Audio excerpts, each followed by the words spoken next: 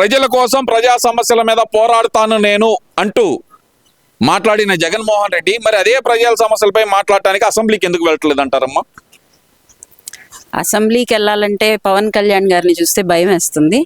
పవన్ కళ్యాణ్ గారిని ఎలాగైనా assembly gate తొక్కనీను అని చెప్పారు కదా.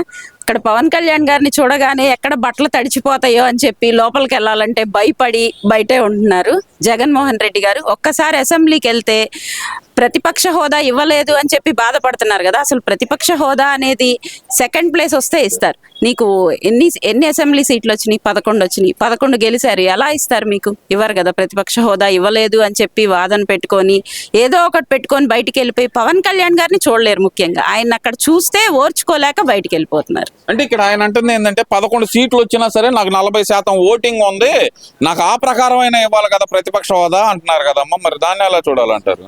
40% అనేది ముఖ్యం కాదండి.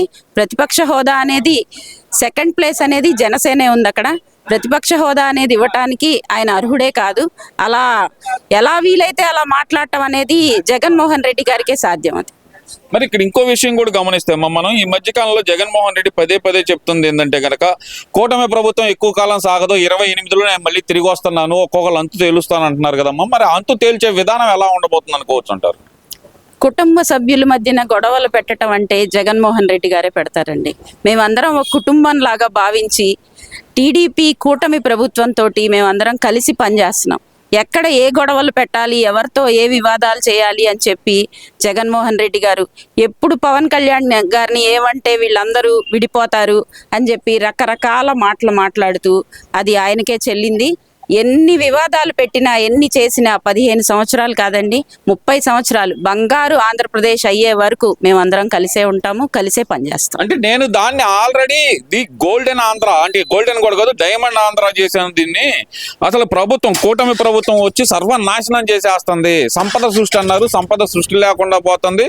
గతంలో నేను ఇచ్చిన ఉద్యోగాలన్నీ తీసేశారు, ఈ కూటమి ప్రభుత్వం ఏం చేస్తుంది అంటూ మరి జగన్మోహన్ రెడ్డి బాధపడుతున్నాడు. మా బాధను ఎలా చూడాలంటారు? డైమండ్ ఆంధ్రప్రదేశ్ అన్నారు కదండి. డైమండ్లు అనేవి గుంటలు చేశారు రోడ్లు. ఆ గుంటల్లో ఎత్తుక్కోవాలి మేము. అందుకోసం అని డైమండ్ ఆంధ్రప్రదేశ్ అని చెప్తున్నారు. మాకు గుంటలు ఎక్కడెక్కడ ఉన్నాయి, ఆ గుంటల్లో డైమండ్స్ ఏమైనా దొరుకుతాయేమోనని ఎత్తుక్కోమని ఆంధ్రప్రదేశ్ అంతా గుంటలమయం చేశారు. ఆ గుంటల్ని పూడ్చుకోవడానికే మాకు ఇప్పుడు దాకా సమయం పట్టింది. గుంటలన్నీ పూడ్చుకున్న తర్వాత అభివృద్ధి పదంలో నడుస్తుంది ఆంధ్రప్రదేశ్. ఖచ్చితంగా గోల్డెన్ ఆంధ్రప్రదేశ్ని చూస్తారు. ప్రజలందరూ చాలా సంతోషంగా ఉన్నారు. మరి ఒక పక్కన చూస్తే కనుక మహిళలకు రక్షణ లేకుండా పోతుంది ఆంధ్రప్రదేశ్లో అంటూ బాధపడుతున్న వైసీపీ నాయకులు మరి సొంత కొడుకు తల్లి చెల్లి మీద ఇద్దరి మీద మళ్ళీ కేసు వేసారమ్మా నిన్న. ఆ కేసుని ఎలా చూడాలంటారు? జగన్మోహన్ రెడ్డి సొంత తల్లి చెల్లి మీద కేసు వేశారు. మరి దాని గురించి వాళ్ళు ఎందుకని మాట్లాడలేకపోతున్నారంటారు? తల్లి చెల్లి గురించి మాట్లాడే అర్హత, ఆడబిడ్డల గురించి మాట్లాడే అర్హతే ఆయనకి లేదండి. తల్లి చెల్లిని ఏ రోజైతే బయటికి గెంటేశాడో మహిళలందరికీ ఆయన చాలా దూరం అయ్యాడు. మహిళలు ఏ రోజు ఆయనకి చేదోడు వాదోడుగా ఉండరు. మహిళలు మొత్తం ఆయనకి ఎప్పుడు చీపిర్లు పట్టుకొని బయటికి వద్దామా, ఎప్పుడు కోడిగుడ్లు మొహానేద్దామా, ఎప్పుడు బయటికి వస్తాడా అని ఎదురు చూస్తున్నారు. మా జోలి రాకుండా ఉంటే మహిళలందరూ చాలా సంతోషంగా ఉంటాం. అంటే ఆయన చెప్తున్నాడు కదా, మా ప్రజా సమస్యలపై ప్రజల మధ్య నుంచే పోరాటం చేస్తాను, ఏదో జనవరి చివరి నుంచి ఏదో వస్తా అన్నారమ్మా. మరి ఫిబ్రవరి అయిపోయింది, మార్చి కూడా వచ్చేసింది. మరి ఇంకా ఎక్కడ ఎందుకని దాని గురించి మాట్లాడలేదంటారు? డిసెంబర్ వచ్చినా కూడా రాడండి ఆయన. జనవరి, ఫిబ్రవరి, మార్చి కాదు, డిసెంబర్ వచ్చినా కూడా రాడు. ఆయనకి రావాలంటే ముందు భయం వేస్తుంది. భయం వేసి ఏదో ఒక మాట పవన్ కళ్యాణ్ గారిని అంటే సరిపోయిద్ది, ఈ డిస్కషన్ అంతా జరుగుతూ ఉంటుందని చెప్పి అనుకుంటున్నారు తప్పితే ఆయన బయటకు వచ్చే ఆలోచన అయితే ఆయనకి లేదు. అంటే మీడియాలో హైప్ కోసమే మాట్లాడారనుకోవాలంటారా? అంతేనండి. మీడియాలో హైప్ కోసం నేను వస్తున్నాను అని భయపెడితే వీళ్ళందరూ ఏదో భయపడిపోతారు. ఆయనకి భయపడే రోజులన్నీ పోయినాయండి.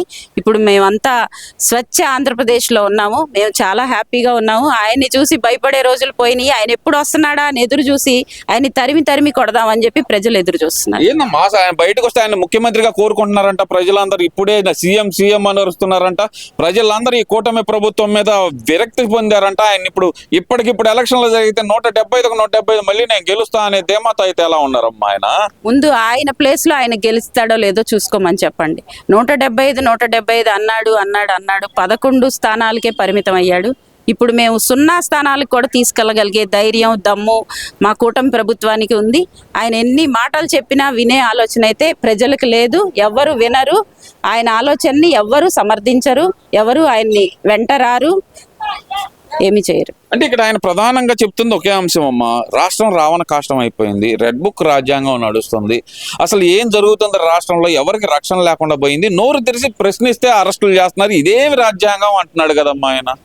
అరెస్టులు చేయటం అనేది జగన్మోహన్ రెడ్డి గారికి చెల్లిందండి. మమ్మల్ని అందరినీ ఎంత ఇబ్బందులు పెట్టారో, ఎన్ని కేసుల్లో ఇరికించారో, చిన్న చిన్న వాటికే ఆడవాళ్ళని కూడా కేసులకి పరిమితం చేసిన జగన్మోహన్ రెడ్డి గారు ఇప్పుడు కేసుల గురించి మాట్లాడుతున్నారు. ఎన్నెన్ని మాటలు మాట్లాడారండి ఒక్కొక్కరిని. మాట్లాడినందుకు ఎప్పుడైనా ఎవరైనా ఏదైనా మాట్లాడితే అది భగవంతుడు ఖచ్చితంగా శిక్ష అనేది వేస్తాడు. వాళ్ళు ఆ విధంగానే శిక్ష అనుభవిస్తున్నారు. అంతే తప్పితే కక్ష సాధింపు చర్యగా ఏదీ జరగట్లేదు. అలా అయితే ఏదీ జరగట్లేదు. మళ్ళీ 30 ఏళ్ళు నేను పరిపాలిస్తాను, తిరిగి వస్తాను అని చాలా ధీమాగా ఉన్నారమ్మా. ఆయన తిరిగి వచ్చే అవకాశం ఉందంటారా అసలుకి? 30 సంవత్సరాలు కాదండి, 60 సంవత్సరాలైనా కూడా ఆయన తిరిగి రాడు. మా పిల్లలు చూస్తుంటారు, మేము చూడలేకపోవచ్చు. 60 సంవత్సరాలు అయిన తర్వాత కూడా ఆయన తిరిగి రాడు. కూటమి ప్రభుత్వం కలిసి కట్టుగా ఉండి పనిచేస్తుంది.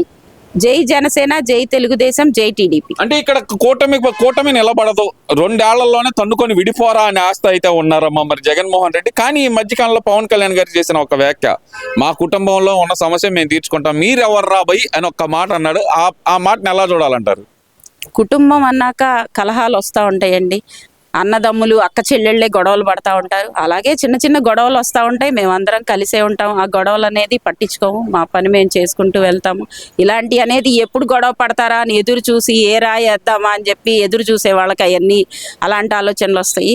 కలిసి ఉండాలి అనుకునే వాళ్ళకి అలాంటి ఆలోచనలు రావు. ఎప్పటికీ కలిసే ఉంటాం. 15 సంవత్సరాలు కాదు, 20 సంవత్సరాలు కలిసే ఉంటాం. అంటే జగన్మోహన్ రెడ్డి జనాల్లోకి వస్తానంటున్నారమ్మా, ఆయన ఎలా రిసీవ్ చేసుకుంటారంటారు జనాల్లో? ఎవరు రానివ్వరండి. ముందు ఆయన రావాలంటే ముందు ఆయనకి కొంచెం ధైర్యం ఉండాలి.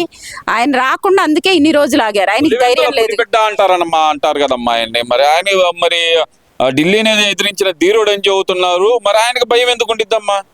బటన్ నొక్కటంలో ధైర్యం ఎక్కువ ఉందండి, వీటన్నిటిలో ధైర్యం లేదు. కూర్చొని బటన్ నొక్కమంటే నొక్కుతారు, అంతేగాని బయటికి రమ్మనండి. హెలికాప్టర్లలో తిరిగి జనాలు ఎంతో ఇబ్బందులు పడుతుంటే హెలికాప్టర్లో తిరిగారు తప్పితే ఏ రోజైనా జనాల్లోకి వచ్చారండి?